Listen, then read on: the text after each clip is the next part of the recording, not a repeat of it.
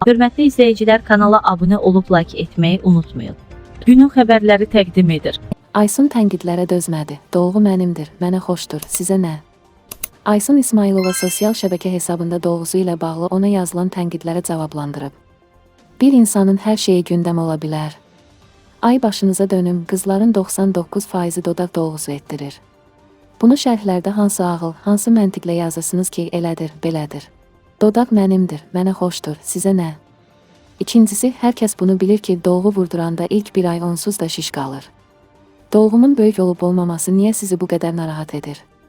Mənə xoşdur, məni istəyən hər kəsə xoşdur. Sizə nə? Özünüzlə maraqlanın, özünüzə vaxt ayırın. Mənim həyatım mənə məxsusdur, nəyi necə yaşayıram, hansı hissi keçirirəm bunu mən bilərəm. Heç kimə hesabat vermək, nə də kimdənsə icazə alıb nəyisə etmək məcburiyyətində deyiləm.